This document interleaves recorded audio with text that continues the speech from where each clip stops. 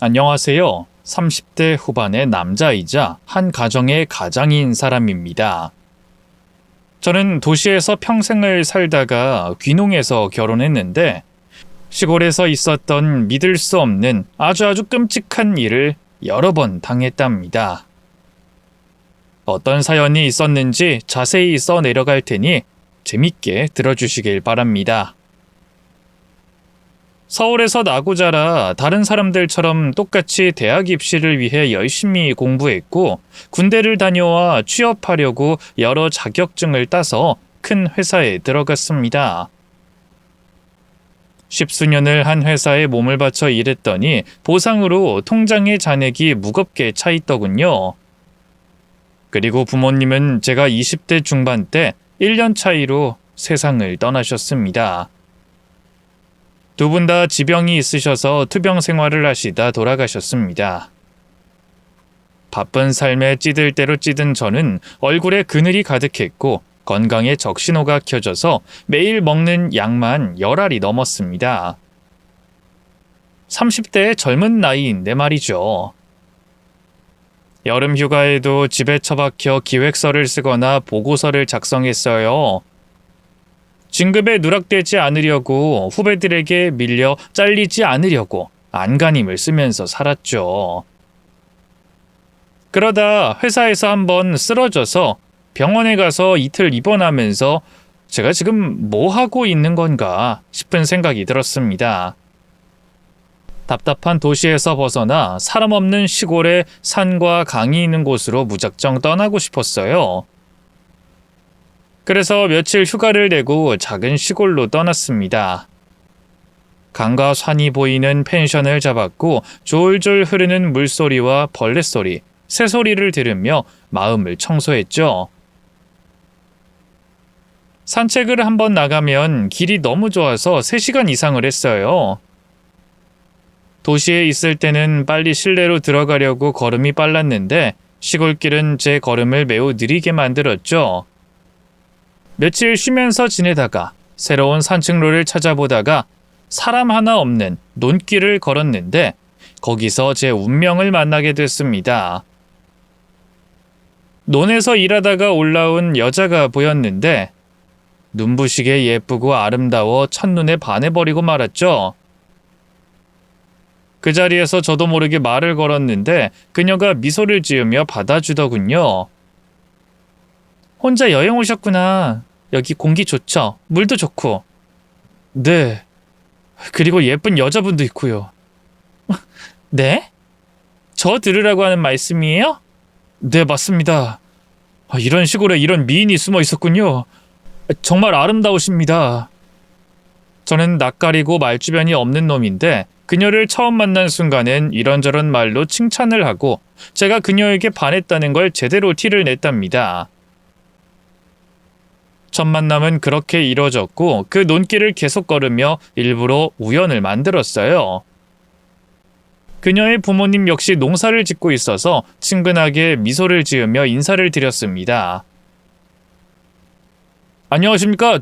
저는 이상철이라고 합니다. 따님과 몇 번 만난 놈인데요. 따님이 엄청 아름다우십니다. 어머님을 뵈니 왜 은미 씨가 예쁜 줄 알겠네요. 어머, 우리 딸이 마음에 들었나 보네. 반듯하고 반반하게 잘생겼네. 넉살도 좋고. 은미야, 너 좋다는 남자가 얼마만이냐? 한번 잘해봐. 은미 씨 어머니가 농담조로 던진 말에 아버님 역시 허허 웃으시며 절 좋게 봐주시는 것 같았어요. 이틀 뒤, 저는 다시 서울로 돌아가야 해서 은미 씨한테 고백을 하고 떠났습니다. 주말에 다시 내려올 테니 그때 데이트를 하자고 말이죠. 은미 씨는 기분 좋게 받아줬고 저희는 며칠 뒤 주말에 다시 시골로 내려갔고 은미 씨를 데리고 시외로 나가 데이트를 했어요. 저희는 그때부터 연인 사이가 됐고 거의 매주 시골에서 만나 사랑을 키웠습니다. 그렇게 6개월을 보내고 제 마음은 완전히 은미 씨와 시골에 향해 있어서 도심의 생활을 모두 접어버리기로 결정했습니다. 은미 씨에게 청혼도 했고 예비 처부모님께도 허락을 받은 상태니 용기 있게 서울살이를 접어버렸습니다. 대기업을 그만두고 퇴직금과 상여금을 모두 받고 내려왔어요. 결혼식을 올리고 싶었는데 은미 씨 가족들이 부를 사람이 없으니 간소하게 가족끼리 식사하고 웨딩 촬영하는 것으로 만족하자고 하셨어요. 신혼집을 구하지 않고 내려왔기 때문에 시골에서 좀 떨어진 시내 아파트를 구하려고 했는데 집사람이 처가에 계속 지내고 싶다고 해서 결국 처가에서 지내기로 했습니다. 아버님, 이왕 이렇게 처가에서 살기로 했으니 저도 농사 지으면서 살겠습니다. 잘 좀 가르쳐 주십시오. 그래, 잘 생각했어. 사실 나도 농사 지은 지는 2년도 안 돼. 우리도 귀농한 지 그 정도밖에 안 된 건 알지? 네, 그럼요. 아무튼 제 농사 스승이 되실 분은 아버님이니 많이 좀 가르쳐 주세요. 저도 농사 짓는 거 배워서 땅을 사서 해보겠습니다. 그래. 너무 성급하게 생각하지 말고 천천히 생각하게. 그리고 주의할 점은 이 동네 사람들이랑 너무 가까이 하지 말게. 네? 마을 사람들과 친하게 지내지 말라고요? 다들 좋은 분 같던데요. 그래도 인사 정도만 하고 가까이 지내지는 마.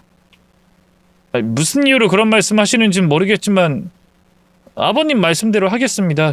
명심할게요. 장인어른의 조언을 모두 받아들이고 처음 논으로 나가 모심기부터 배웠습니다. 일은 힘들긴 했지만 재밌고 뿌듯한 느낌이 컸습니다. 처부모님이 외출하시고 아내와 둘이 논일을 하고 창고 정리와 잡일을 하고 있었는데 마을 총각 하나가 저희 부부에게 다가와 화를 내길래 깜짝 놀랐습니다. 이보세요 형씨, 은미랑 결혼했다는 게 당신입니까? 아, 네. 그런데 왜 그러시죠? 왜긴 왜야? 내가 은미랑 결혼하기로 했는데 니깟 놈이 가르쳐가? 야 김은미, 내가 널 사랑한다고 몇 번이나 고백했는데 날 배신하고 이런 놈이랑 결혼을 해? 감히 내 뒤통수를 쳐? 기가 막힌 상황에 아내가 그놈에게 다가오지 말라고 손짓하더군요. 이봐요 만복씨, 제가 만복씨한테 확실하게 말했었죠. 전 만복씨한테 관심 없다고 100번은 말했잖아요.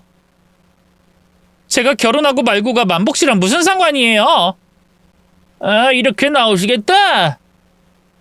은미야, 너 내가 기회 줄 테니까 이놈이랑 일주일 안에 헤어져라. 네 남편의 자리는 바로 나 이만복의 것이라고!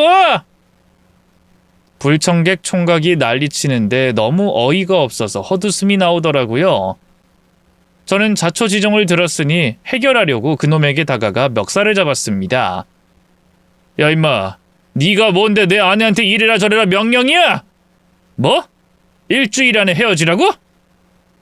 이거 완전 또라이네. 너 돼지개 쳐맞고 싶냐? 그래, 쳐맞고 싶다. 한번 쳐봐. 쳐보라고. 이 자식이 진짜. 주먹을 불끈 쥐자 아내가 엮이지 말라면서 제 팔을 잡았고 그놈에게 당장 꺼지라고 경고하더군요. 멱살을 풀어줬더니 그놈이 뒷걸음질 치더니 도망가더군요. 여보, 저놈 뭐야? 우리 동네 유일한 총각이야. 우리 식구가 귀농했을 때부터 나 좋다고 따라다녔어. 난 싫다고 거부했는데 귀찮게 굴던 놈이야. 아니, 당신을 좋아했다고 해도 결혼한 사람한테 일주일 안에 헤어지고 자기랑 결혼하자는 게 말이 돼? 아니, 저놈 정신이 어떻게 된 거 아니야? 다음에 또 찾아오면 확실하게 혼내줘야겠어. 아, 여보, 그러지 마. 괜히 일만 더 커지니까 무시해버려. 저놈 찌질한 놈이라 아무 짓도 못해. 아내의 당부와 장인어른의 조언이 떠올라서 문제 일으킬 생각은 없었습니다. 그런데 만복이 그놈이 때때로 마주칠 때마다 저더러 자기 여자를 빼앗아간 도둑놈이라고 소리쳤답니다. 이 도둑놈의 자식아! 내 여자랑 결혼했다고 끝난 게 아니야! 내가 꼭 은미 되찾을 거니까 두고 보라고! 이 찐따 같은 놈이 또 이러네. 야, 그렇게 내 아내를 차지하고 싶으면 한번 덤벼봐! 내가 널 뭉개버리고 다신 입도 뻥끗 못하게 해줄 테니 덤벼보라고! 센 척하기는. 야 도둑놈, 너 긴장하면서 살아라. 내가 니놈에게 두려움이 뭔지 보여줄 테니까. 그놈은 헛소리를 작작했고 기분 나쁜 눈빛으로 늘 쏘아보고 사라졌습니다. 무시하려고 해도 신경이 쓰여서 잠도 제대로 못 잤답니다. 그러던 어느 새벽 시간, 갈증이 나서 주방으로 가 물을 한 잔 마시고 창밖을 보고 있는데 어디선가 사람 목소리가 들렸어요. 장인 장모님과 아내의 목소리가 아닌 낯선 남자의 목소리였죠. 저기요, 여기 사람 있어요. 저 여기 갇혔어요. 도와주세요. 문 좀 열어주시겠어요? 작은 목소리로 도움을 청하는 목소린 처갓집 지하창고에서 나더라고요. 이게 뭔 일인가 싶어 급하게 지하실 계단을 타고 내려갔고 삐걱거리는 소리를 내며 문을 열자 아무것도 보이지 않았어요. 이 전등은 나가버려서 스위치를 올려도 불은 켜지지 않았습니다. 잘못 들은 건가 싶어 다시 지하실에서 나가려는데 누군가 제 머리를 때려서 바닥에 고꾸라졌습니다. 뭐야? 누구야? 누가 이런 짓을 한 거야? 제 눈앞에서 모자와 마스크를 쓰고 검은 추리닝을 입은 남자가 보였어요. 어두운 데다 마스크로 얼굴을 가려서 누구인지 알 수 없었죠. 그놈은 말도 하지 않고 발로 저를 밟기 시작하더군요. 아이씨! 어떤 미친 자식이 남의 집에 몰래 들어서 날 패는 거야! 당신 누구야? 그놈은 여전히 말이 없었고 저를 패는 데에만 몰두하고 있었죠. 이렇게 맞다가는 큰일 나겠다 싶어 창고 바닥에 손을 이리저리 뻗다가 각개목이 하나 잡혔어요. 그걸 잡고 치안에게 휘둘렀더니 정확하게 면상에 적중했습니다. 잡았다 이놈! 너 누구야? 각개목을 여러 번 휘둘러 패줬지만 두 팔로 얼굴을 가리고 있어 누군지 알 수 없었습니다. 잠시 숨을 고르는 사이 치안이 어디론가 뛰어갔는데 지하창고 구석에 개구멍으로 빠져나가더군요. 그리고 난동에 잠에서 깬 처부모님과 아내가 지하실로 내려왔습니다. 코피를 흘리고 있는 저를 보고 놀란 아내가 물었습니다. 여보, 무슨 일이야? 누가 집에 들어온 거야? 도둑이야? 모르겠어. 지하실에서 살려달라는 목소리가 들려서 들어와 봤더니 치안 하나가 날 공격했어. 그리고 반격해서 놈을 잡았는데 저기 모퉁이에 있는 개구멍으로 빠져나갔어. 그러자 장인어른은 개구멍을 보고 경악했습니다. 아니, 누가 우리 집 지하실에 개구멍을 판 거야? 어느 미친 자식이. 아버님, 아무래도 그놈 같습니다. 만복이라는 놈이요. 은미를 짝사랑하던 놈이 절 해치려고 일을 꾸민 것 같습니다. 지난번에 저한테 조심하라고 경고했었거든요. 만복이 그놈이? 일단 경찰에 신고부터 해야겠어요. 다들 거실로 올라가시죠. 저는 거실로 올라가 112에 신고했습니다. 순경 하나가 처갓집에 들어왔고 제가 당한 사실을 받아줬고 지하실 개구멍을 확인하더군요. 아이고, 누가 여기다 개구멍을 팠대? 일단 조사는 해보겠습니다. 그 야밤에 벌어진 일이라 목격자가 있을지 모르겠네요. 경찰 아저씨, 근처에 CCTV는 없습니까? 그걸 확인하면 금방 잡을 거 아니에요. 아이, 근처 CCTV는 죄다 논밭을 찍고 있어요. 재산이 중요하니까 그쪽으로 향해 있죠. 그리고 우리 마을에서 이런 일은 처음 있는 일이에요. 아이, 법 없이 사는 사람들만 있어서 필요가 없었다니까요. 법 없이 사는 사람들이요? 아이, 세상에 그런 마을이 어디 있습니까?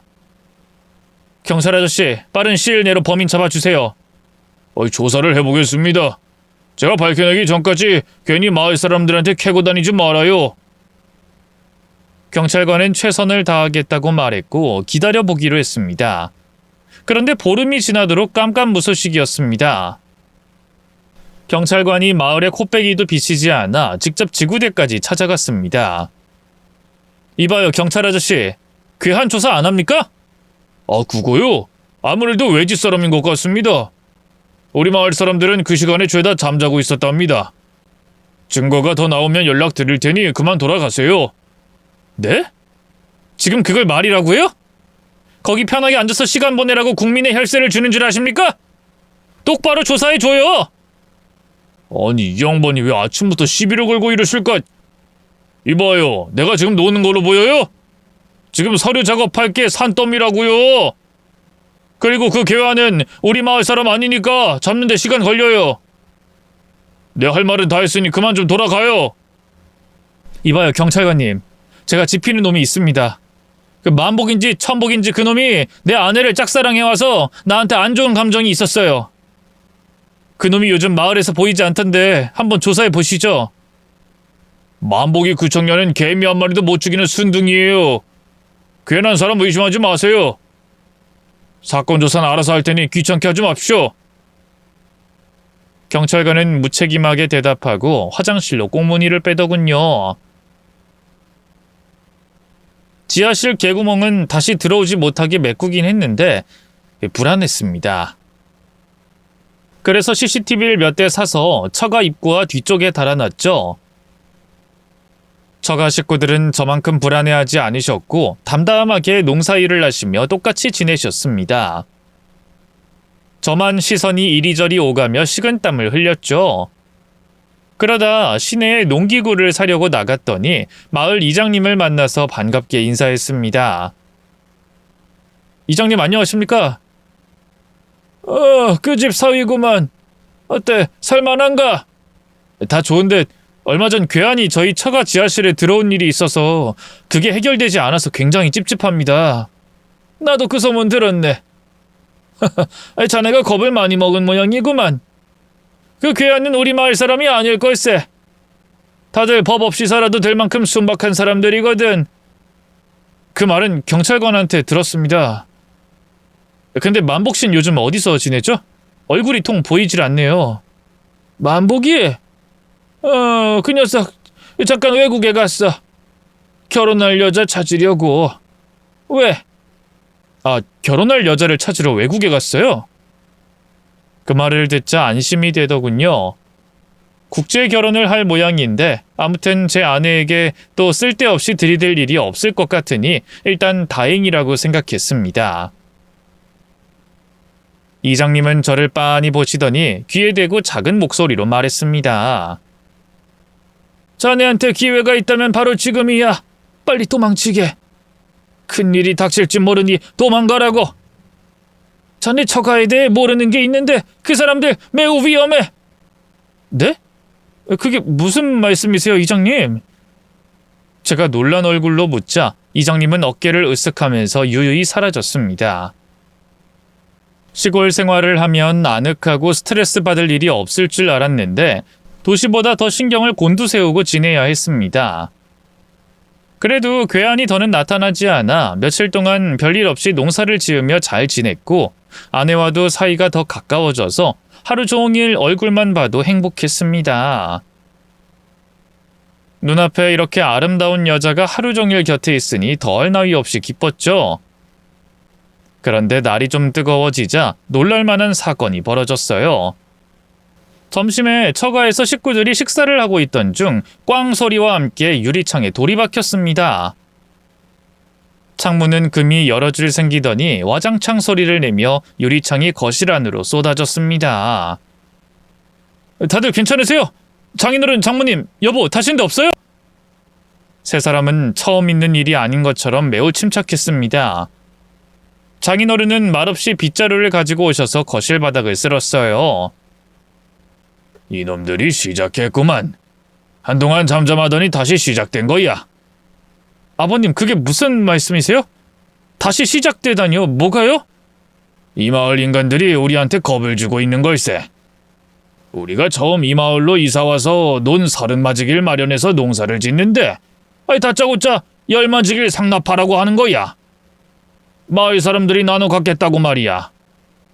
정말 말도 안 되는 협박이었지. 네? 땅을 달라고 했다고요? 요즘 세상에 그런 인간들이 있어요? 나도 처음엔 자네처럼 놀라고 그랬지. 몇 달 동안 협박을 어떻게 했냐면 지금처럼 새총을 쏴서 유리창을 부수거나 미친 개를 몇 마리 풀어서 우리를 집 밖으로 못 나오게 했지. 제정신이 아닌 인간들이야. 아버님, 그런 일이 있으면 경찰에 신고를 하셨어야죠. 해봤지. 여러 차례 해봤지만 경찰도 한통속이야.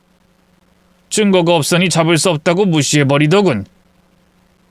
이 마을에선 믿을 사람이 없네. 그럼 그동안 참고 지내신 거예요? 차라리 이사를 가시지 그랬어요. 아니, 농사일을 저질러 놨는데 이걸 두고 가라고? 우리가 고생해서 지은 농작물을 남에게 팔아버리고 가고 싶은 생각은 추워도 없어. 아버님, 그럼 얼마 전 지하에 나타난 괴한은 아마도 마을 사람 중 하나겠지. 그리고 자네가 의심하는 만복이 그놈일 가능성이 커. 자네한테 얻어맞은 상처가 들킬 염려가 있으니 어딘가에 숨어 있을 거야. 정말 이해할 수 없는 마을이에요. 아버님, 어머님, 그래서 어떻게 하실 거예요? 계속 이런 무언의 협박을 받으면서 지내실 거예요? 올해 농사까진 지어보고 결정할 생각이었어. 마을 이장이 저한테 도망가라고 하던데 혹시 자기들이 협박하기 편하게 저를 치워버리려고 한 말일까요? 이장? 그놈이 가장 사악한 놈이야. 여기 처음 와서 자리 잡은 사람들은 죄다 그놈에게 큰 돈을 상납했어. 마을 발전기금이라면서 억대의 돈을 뜯어냈지. 게다가 귀농한 사람들도 다들 그놈 편에 서서 외지 사람을 경계하지. 이 마을은 정말 무서운 곳이야. 여기 한국 맞아요? 강제로 상납하다뇨. 그리고 귀농한 사람도 한통속이 됐다니 완전 공포 영화가 따로 없네요. 아무것도 모르고 귀농한 사람들은 그렇게 당하고 마을 사람들에게 길들여진 거야. 돈을 내놓고 충성하면서 지내는 거지. 우리 가족들은 이장과 마을 사람들이 길들이지 못하니까 이런 위험한 공격을 한 거야. 다음에 또 무슨 짓을 할진 모르겠네. 저는 무슨 스릴러 영화 이야기를 듣는 기분이었습니다. 이 모든 게 진짜라고 하니 놀랄 노짜였죠. 저는 CCTV를 돌려보며 새총을 쏜 장면이 있는지 찾아봤어요. 그런데 아무것도 찍힌 게 없어서 누굴 잡을 수도 의심할 수도 없었죠. 그리고 이틀 뒤 새벽 4시에 일어나서 농사일을 하러 나갔는데 집 앞에 있던 제 차가 뭔가 이상해 보였습니다. 가까이 가보니 타이어가 사라졌더군요. 본닛을 열어보니 자동차 엔진이 사라졌답니다. 기가 막혀서 블랙박스를 보려는데 창문이 열려 있었고 블랙박스 칩이 사라졌더군요. CCTV를 확인해 보렸는데 영상 자체가 보이지 않더군요. 알고 보니 누군가 CCTV 선을 잘라버렸답니다. 장인어른, 아무것도 없어요. 카메라 선을 잘랐어요. 이런? 점점 더 과감해지고 무서워지는. 그래도 이 정도로 심한 짓은 하지 않았는데 말이야. 당연히 마을 사람들 짓이겠죠? 그럼 누가 그랬겠나? 저와 처가 식구들은 어이가 없어서 농사일이고 뭐고 다 접어버리고 경찰에 신고를 했습니다. 그런데 순경이 오자마자 이런 짓은 외지 사람이 한 짓이라며 조사를 해보겠다고 말하더군요. 똑같은 말만 반복한 그 경찰에게 확실하게 경고했습니다. 이봐요, 당신 이 일을 똑바로 하긴 하는 겁니까? 내가 경찰청에 민원 넣을까요? 험한 꼴을 당했는데 해결 하나 못하는 경찰관이 있다고 일러봤을까요? 이 사람이 지금 경찰을 협박하는 거요? 아니, 증거가 없는데 나더러 어쩌라고. 그러게 차 간수를 잘했어야지, 이 사람아. 간수? 그럼 차를 집 안에 넣으란 소리입니까? 집 앞에 주차했는데 엔진이랑 타이어, 게다가 휘발유까지 다 빼갔어요. 과학수사팀이라도 불러서 조사하게 해달라고요? 거참 말 많으시네. 알았어요. 내가 요청할 테니까 하던 일이나 하세요. 그렇게 해결해주겠다는 경찰관은 이번에도 깜깜무소식이었습니다. 일을 해결할 마음이 하나도 없는 것 같았죠. 경찰 역시 한패이니 다른 수를 써야만 했습니다. 저는 홀로 이장 집으로 찾아갔습니다. 문을 두들기자 이장의 아들이 문을 열더군요. 형씨가 저쪽 집 사위요? 네, 맞습니다. 이장님 계시나요? 들어와요. 안 그래도 아버지가 기다리고 계십니다. 날 기다려요? 일단 들어가 보죠. 그리고 이장과 마주 앉게 됐고 눈을 부라리며 물었습니다. 새총으로 창문을 깨고 지하실에 괴한이 쳐들어오고 제 자동차를 망가뜨리고 부품을 훔쳐간 거 다 이장님이 꾸민 짓이죠? 하하, 이 젊은 사람이 날 미친 사람으로 몰고 있네. 이보게, 우리 마을 사람 중 그런 짓 할 사람 없네. 그냥 단도직입적으로 물을게요. 원하는 게 뭡니까? 뭘 해주면 우리를 괴롭히지 않을 거죠? 괴롭히다니, 난 그런 적 없다니까? 다만 무언가를 해주면 내가 안전을 보장할 수 있긴 하지. 내가 이장이니까. 밤새 경비를 세워서라도 아무 일이 일어나지 않게 해줄 순 있지. 그러니까 원하는 게 뭐냐고요? 자네 장인한테 논 열마지기를 어려운 이웃들에게 나눠줬으면 좋겠다고 전해주게. 논 열마지기요? 2,000평을 달라고요? 무슨 날강도도 아니고 그런 무리한 요구를 합니까? 어려운 이웃들을 돕자는 거지. 우린 딱 논 열마지기만 받으면 좋을 것 같구만. 이장이 어려운 이웃이 있다고 말했지만 제가 알기론 시골 마을에서 다들 재산이 두둑히 있었습니다. 욕심이 주렁주렁 달린 노인네들이 공짜로 땅을 빼앗으려고 작정하고 협박하고 있던 거죠. 이봐요, 이장님. 말도 안 되는 소리 하지 마세요. 그리고 저희 처가에 또다시 불미스러운 일 생기면 진짜 가만히 있지 않을 겁니다. 자네한테 도망치라고 했었는데 그걸 귀뚱으로 들었구만. 내 조카 만복이가 은미랑 결혼했어야 했는데. 그럼 논 열맞이기도 없고 그 집 식구들과 잘 지낼 수 있었을 텐데 말이야. 무슨 협박을 하려는 겁니까? 이봐요, 이장님. 난 당신들이 무섭지 않아요. 그저 찌질한 노인네, 욕심 많은 노인네로밖에 보이지 않는다고요. 또다시 이상한 짓 하면 정말 가만두지 않을 겁니다. 저는 확실하게 경고하고 이장 집에서 나왔습니다. 그리고 이장의 아들의 얼굴을 자세히 봤는데 머리에 상처가 있더군요. 제가 지하실에서 각개목을 휘둘렀을 때 생긴 상처 같았습니다. 만복이인지 이장 아들이 그런 건지 헷갈렸습니다. 다들 이상한 사람으로 보여서 머리가 복잡했습니다. 제정신이 아닌 저는 만반의 준비를 하고 처가에서 밤을 보냈습니다. 대문 안과 지하 창고에 쥐덫을 여러 개 깔아놨고 창문도 깨지지 않는 방탄 유리로 교체해뒀습니다. 그리고 CCTV도 초소형으로 여러 곳에 설치해뒀습니다. 장인어른, 이젠 저만 믿으세요. 여보, 이 마을 인간들이 무슨 짓을 하게 되면 반드시 증거 잡고 감옥에 쳐넣을 거야. 경찰이 움직이지 않으니 내가 직접 하겠어. 여보, 너무 무리하는 거 아니야? 아빠가 올해 농사만 끝나고 이사 가자고 했어. 그때까지 그냥 조용히 참고 지내면 안 돼? 그동안 당신이나 장인 장모님이 당해온 걸 그냥 넘어갈 순 없어. 꼭 벌을 받게 해줄 거야. 마을 사람들이 당신을 해칠까봐 겁나. 아니야, 그럴 일 없어. 이것들이 무슨 짓을 할진 모르겠지만 한 번만 걸리면 끝이야. 내가 직접 검찰청이든 청와대든 민원 넣어서 고발할 거야. 굳게 다짐한 저는 밤에 긴장한 채로 얕은 잠을 자며 지냈습니다. 조용한 새벽 시간에 집 근처를 한 바퀴 둘러보고 창고도 둘러봤는데 별다른 이상이 없었어요. 그리고 다시 집 안으로 들어왔는데 거실 바닥에 뱀 여러 마리가 기어다니고 있더군요. 아, 이게 뭐야? 뱀이다! 제가 뒤로 넘어지며 소리치자 처가 식구들이 잠에서 깨어 헐레벌떡 거실로 나왔습니다. 열댓 마리의 무서운 뱀을 보자 다들 기겁하더군요. 여기서 뱀을 잡을 사람은 저밖에 없는 것 같아 포대자루와 빗자루를 가져와 뱀을 한 마리씩 빗자루로 포대에 담아 묶었습니다. 진땀을 빼며 뱀을 모두 잡았고 집안을 몇 바퀴 돌며 돌아다니는 뱀이 또 있는지 확인해보고 또 확인했습니다.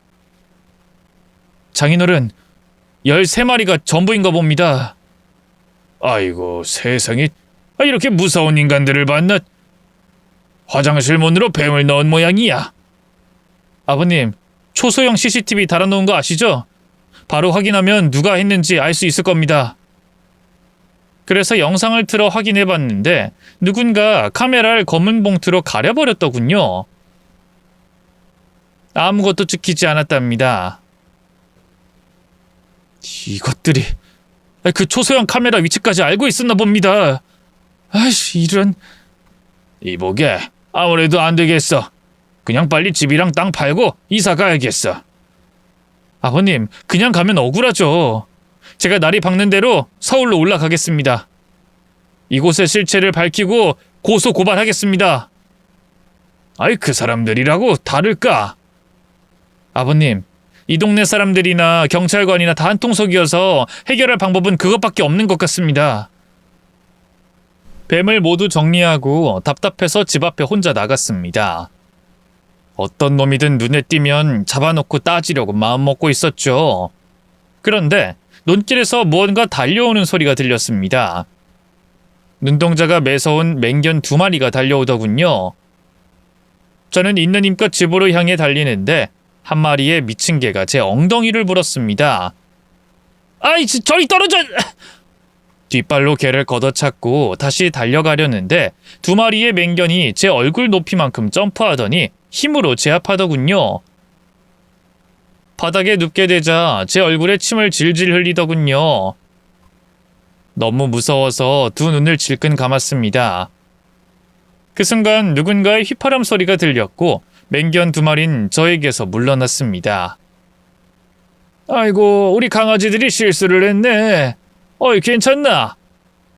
이장님? 당신이 개를 풀었습니까? 아니, 강아지를 데리고 산책 나왔어. 이 시간에 산책을요? 산책 2번 나왔다간 사람을 골로 보내겠어요. 이장님이 우리 집에 뱀을 풀었습니까? 아니, 뭔 뱀을 풀어? 우리 마을에 뱀 없어. 몸보신한다고 잡아먹어서 씨가 마른 지 오래라고. 아무튼 많이 겁먹은 것 같구만. 어서 들어가서 팬티에 지린 오줌이나 지우고 잠이나 자게. 다음에 봅시다. 어떤 일이 일어날지 두고 보자고요. 아이고, 무서워라. 우리 이방인이 노인네한테 겁을 주네. 다음에 또 그렇게 주둥이 나불거리면 우리 강아지들한테 잡아먹으라고 시켜버릴 거야.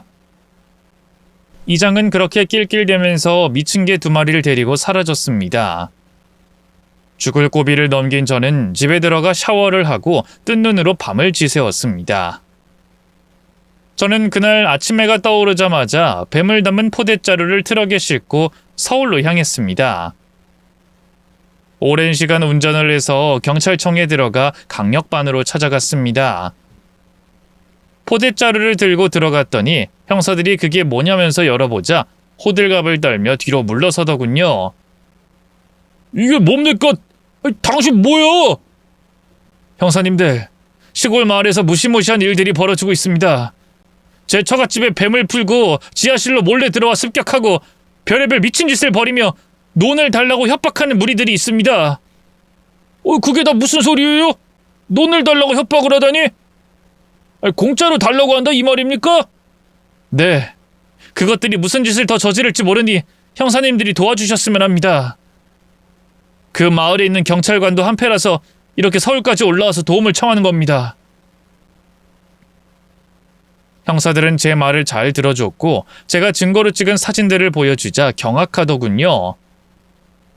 유리창이 깨진 사진과 뱀이 돌아다니는 사진, 그리고 제 자동차 부품을 훔쳐간 사진, 그리고 부수적인 모든 것들을 보여주자 심각성을 느꼈는지 형사 하나가 말을 꺼내더군요. 이야, 이거 완전 큰 건인데? 아무래도 저희가 같이 가서 잠복을 해봐야겠어요. 가족인 척 같이 집에서 지내면서 현장에서 잡아야겠습니다. 이제야 말이 통하는 사람을 만났군요. 감사합니다, 형사님. 그렇게 형사들과 함께 시골로 내려와 처가에 들어갔습니다. 그런데 제가 서울에 올라간 사이에 집에 도둑이 들었는지 온 집안이 엉망진창이었습니다. 여보, 이게 무슨 일이야? 우리가 논에 나가서 일하는 동안 누가 몰래 들어왔나 봐. 부모님 귀금속이 모두 사라졌고 당신과 내 결혼 반지도 없어졌어. 뭐? 이것들이 진짜 막 나가네. 형사님들 보셨죠? 제가 데려온 형사들은 간단하게 인사하고 사건 현장인 집안을 샅샅이 확인하며 사진을 남겼습니다. 그리곤 형사님들이 옷을 갈아입고 제 사촌인 척 연기를 했습니다. 논길을 지나가던 이장과 만복씨가 저에게 인사를 했습니다. 아이, 젊은 사위, 논일이 바쁜가 보네. 인부까지 내려온 거야? 아, 네, 제 사촌들입니다. 만복씨 오랜만이네요. 그동안 어디서 뭐하고 지냈어요? 내가 그걸 왜 말해야 합니까? 아니, 나한테 맞은 부위가 가라앉을 때까지 숨어 지낸 것 같아서요. 무슨 소리라는 거예요? 이봐요, 난 베트남 여자랑 결혼할 겁니다. 그래서 베트남에 다녀왔다고요? 아, 베트남 여자한테 장가가요? 축하합니다. 은미는 내가 포기했지만 당신들 꼴 보기 싫은 건 여전하니 조심들 하셔. 그건 내가 할 말인데. 간밤에 뱀을 풀어놓은 건 정말 창의적인 생각이었어요. 덕분에 몸보신 잘하게 됐습니다. 그러자 이장은 또다시 모른 척 대답하더군요. 아니, 뱀이라니, 그게 무슨 말인가? 우리 마을에 뱀은 씨가 말랐다니까. 자네 정신이 어떻게 된 거 아닌가? 도통 알아들을 수가 있어야지. 에이, 젊은 사람이 딱하네. 만보가, 우리 갈 길이나 가자. 저런 멍청한 놈이랑 결혼한 은미, 너 진짜 한심하다. 날 놓친 걸 땅을 치고 후회하게 될 거야. 제 아내는 한쪽 입꼬리를 올리며 비웃었습니다. 그러자 만복이는 두 눈에서 레이저라도 쏠 듯한 눈빛으로 노려보더군요. 다행히 두 사람은 저와 함께 일하고 있는 형사들을 의심하지 않고 지나갔습니다. 이후 마을 사람들이 지나다니며 저와 형사들을 대수롭지 않게 보며 지나갔어요. 형사들은 논바닥에서 일만 하다가 끝날 것 같다며 밤에 돌아다니며 이웃들의 목소리에 귀를 기울이며 증거가 하나라도 나오길 바라며 잠복했습니다. 그리고 며칠 뒤 형사들이 저희 식구들에게 통보를 하더군요. 오늘입니다. 오늘 이장과 이웃들이 이 집에 급습할 겁니다. 뭐라고요? 그놈들이 저희 처가에 들어와서 뭘 하겠다는 거죠? 겁을 주려고 뭔가를 하겠다고 했어요. 그러니 저희 둘이 현행범으로 잡겠습니다. 두 분이서 되겠어요? 제가 돕겠습니다. 아닙니다. 가족들은 모두 한 방에서 안전하게 계세요. 지원 요청했으니 아마 시간 맞춰 도착할 겁니다. 그렇게 형사들의 말을 듣고 그날 밤 큰 방에 네 식구가 나란히 앉아 기다렸습니다. 여보, 장인어른, 장모님, 제가 화장실이 급해서 그러니 잠시 나갔다 올게요. 여보, 안 돼. 형사들이 말했잖아. 오늘 우리 집으로 쳐들어온다고. 알아, 잠깐이면 돼. 그러니까 기다리고 있어. 형사 한 명은 대문을 주시하고 있었고 다른 한 명은 담벼락이 있는 마당을 주시하고 있더군요. 저는 조용히 두 사람 몰래 지하실로 들어갔습니다. 그리고 거기서 잠복했어요. 개구멍을 막았지만 이것들이 다시 여기로 들어올 것 같은 느낌이 들었거든요. 한참의 시간이 지나자 누군가 곡괭이로 땅을 내려치는 소리가 들렸습니다. 개구멍을 다시 파는 중이었어요. 제가 지하실 밖으로 나가 소리치면 모두 달아날 것 같아서 구석에서 입을 막고 가만히 있었습니다. 이윽고 개구멍이 뚫리자 1명, 2명, 3명, 총 6명의 남자가 들어오더군요. 그 순간 저는 삽을 집어들고 한 놈을 후려 갈겼습니다. 이 사악한 놈들!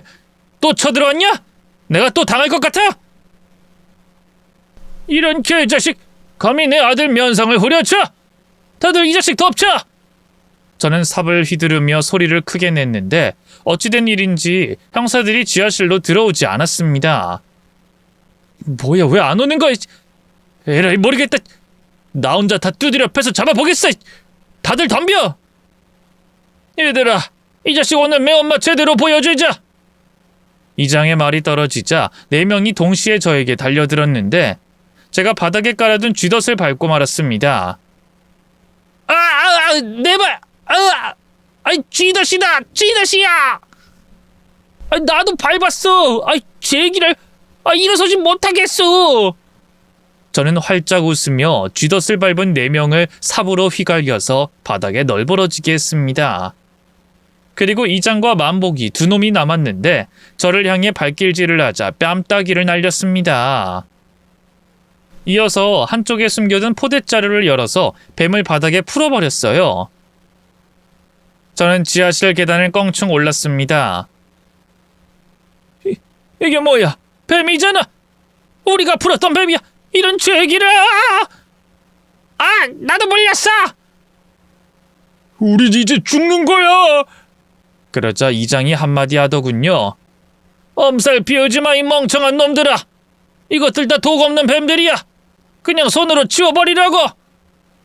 이장님, 일단 후퇴하시죠! 지금 4명이 쥐덫을 밟아서 발이 아작났습니다! 걷지도 못하겠다고요! 아니, 난 오늘 이 집 놈들을 다 조져버리고 논 10마지기, 아니 20마지기를 빼앗을 거야!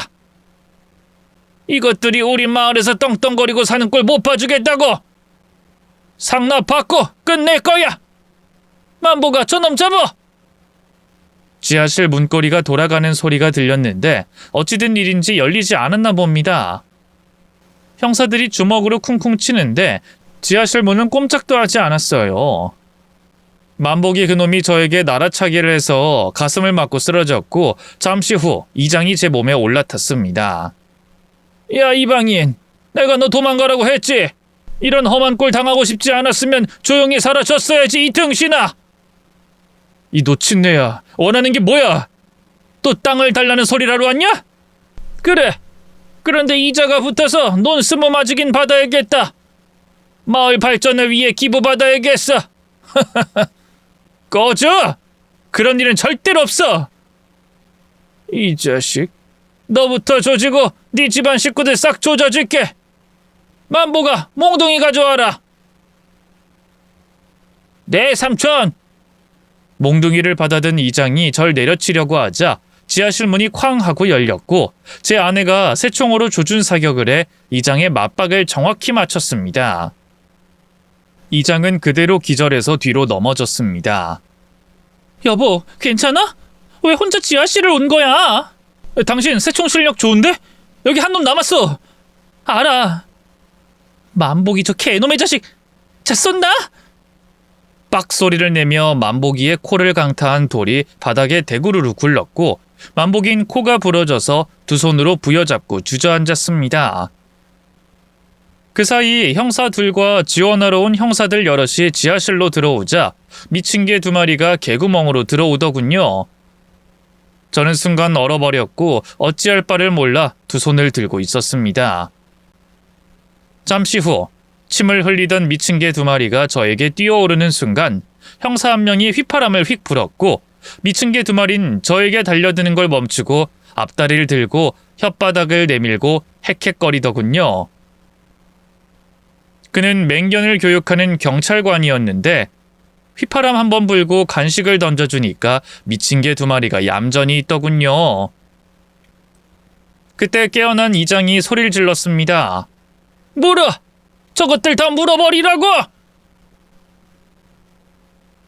이장님, 강아지들을 제대로 길들이지 못했나 보네요? 야, 이 똥개들아! 싹 다 잡아 물란 말이야! 아이! 순한 양이 된 2마리의 개는 그 경찰이 데리고 나갔습니다. 그리고 상황이 모두 끝났으니 6명의 괴한을 체포했습니다. 그런데 쥐덫을 밟은 터라 끌고 갈 수 없어 119를 불렀습니다. 저와 함께 내려온 형사가 두 손을 들며 말하더군요. 지하실 문이 단단히 잠겨서 열리지 않더라고요. 그래서 여는데 좀 애를 먹었습니다. 네, 알아요. 그래도 저 혼자 다 때려잡고 집사람이 마무리를 잘했죠. 여하튼 이놈들 싹 다 잡아넣을 수 있는 거죠? 그럼요. 과학수사대가 와서 이 집을 조사합니다. 그리고 우리가 이것들이 그동안 무슨 짓을 했는지 낱낱이 밝힐 겁니다.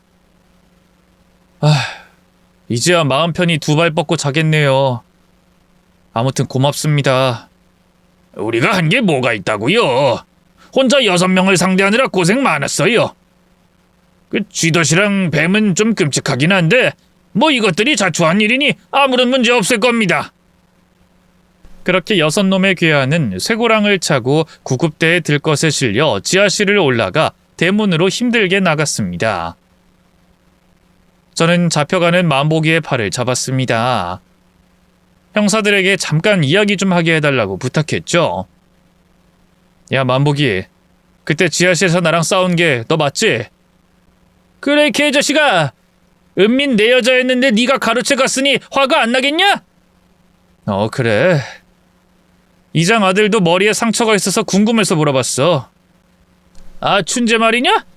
그놈은 네가 이 마을 오기 전에 네 아내한테 얻어 터졌었다. 논 열마지기 달라고 겁을 주니까 선풍기를 들고 뚝배기를 깨버리더라. 그때 맞은 상처가 그대로 남은 거야. 뭐? 내 집사람이? 그래, 알았다. 감옥에 잘 가라. 너 이게 끝이라고 생각하지 마. 우리 감옥에 가도 금방 나올 거야. 출소하면 반드시 복수할 테니까 각오 단단히 하고 있어라. 우리 이제 집이랑 논 팔고 이사 갈 건데 각오는 안 해도 되겠지. 뭐? 이사를 간다고? 누구 맘대로? 우릴 이 꼴로 만들고 발을 빼시겠다? 너 절대로 가만 안 둘 거야. 우리 마을 사람들이 대한민국 샅샅이 뒤져서 네 가족들 찾아 복수해주겠어! 전 그놈의 올대를 빡 날려버렸습니다. 꺼이꺼이하며 힘들게 기침을 하더니 개거품을 물더군요. 형사들은 그만하라며 만복일 경찰차에 태웠고 다음 이장과 마주하게 됐습니다. 아이고, 나이 처먹고 추하게 이게 뭡니까? 너만 없었으면 이 집안을 제대로 풍비박산 내주는 건데 논도 하나 안 주고 내 조카를 사위로 들이지도 않고 잘난 척하는 것들 제대로 밟아주고 망가뜨리려고 했는데 네 놈이 다 망쳤어! 무슨 말이 그렇게 험하게 합니까? 이봐요, 이장님. 선량한 사람들이 귀농해서 조용히 살겠다는데 왜 협박을 하고 그러세요? 그리고 만복이가 제 아내랑 어울립니까? 넘볼 사람을 넘봐야지. 이 모조리 같은. 우린 그동안 하고 싶은 대로 살았고 이 마을의 역사를 만든 사람들이야. 네 놈이 한 짓이 얼마나 큰 죄인지 나중에 똑똑히 보여주겠어. 우린 절대로 끝나지 않아. 하도 말 같지 않은 소리를 짓거리길래 이번에도 울대를 빡 한 대 날려줬습니다. 아휴, 이장님 나이를 똥구녕으로 처먹었군요. 이게 지금 다 뭐 하는 짓입니까? 마을의 역사를 만들었다고요? 공갈 협박해서 있지도 않은 마을 발전기금 뜯어서 기생했습니까? 참 한심하고 더럽고 추악하네요. 아무튼 받은 걸 다 돌려줬으니 치료 잘 받고 감옥에서 열심히 썩으세요. 쥐덧 밟은 어른들은 아마 대수술할 거라고 하네요. 그럼 잘 가세요. 이장은 그렇게 경찰차에 마지막으로 탑승했고 구급차와 경찰차가 모두 마을에서 빠져나갔습니다. 구경 나온 마을 사람들은 살벌하게 저희 식구들을 째려봤습니다. 살기가 느껴져서 곧장 집으로 들어갔네요. 얼마 뒤 이장과 5명의 괴한은 공갈 협박, 기물 파손, 절도, 불안감 조성 등등 여러 가지 죄목으로 감옥에서 푹 썩게 됐습니다. 그리고 저희 처가 식구들과 저는 집과 논을 팔고 소도시로 이사했답니다. 시골이 아무리 좋아도 사람이 무서워서 새로 둥지를 틀기엔 무리가 있어 반도시, 반시골이라고 할 만한 지역에 주택을 마련했고 저와 장인어른의 재산으로 마트 하나를 매입했습니다. 농사를 포기하고 에어컨 바람 쐬면서 마트에서 일해보니 훨씬 편하고 좋더군요. 깡시골은 정말 여행으로만 가기로 했고 남은 인생은 반도시, 반시골인 그곳에서 지내기로 했답니다. 아내와 저는 금슬이 워낙 좋다 보니 이사한 지 한 달 만에 아이를 가지게 됐어요. 여기는 걱정할 만한 무서운 일이 없어서 아이를 낳아도 잘 키울 수 있을 것 같습니다. 내년에 아빠가 되는데 그날까지, 아니 제 목숨이 다하는 날까지 처가 식구들을 지켜주며 살도록 하겠습니다. 제가 겪은 일을 듣고 공감하는 사람이 있을 거예요. 비슷한 일을 겪은 사람들이 적지 않을 겁니다. 그런데 모든 시골이 이렇진 않습니다. 사전 조사를 잘 하고 귀농하시면 충분히 자리 잡을 수 있으니 무턱대고 내려가지만 않으시면 좋을 것 같아요. 그럼 전 여기서 인사를 드리고 물러가겠습니다. 여러분의 가정이 행복으로 가득하길 기원합니다. 안녕히 계세요.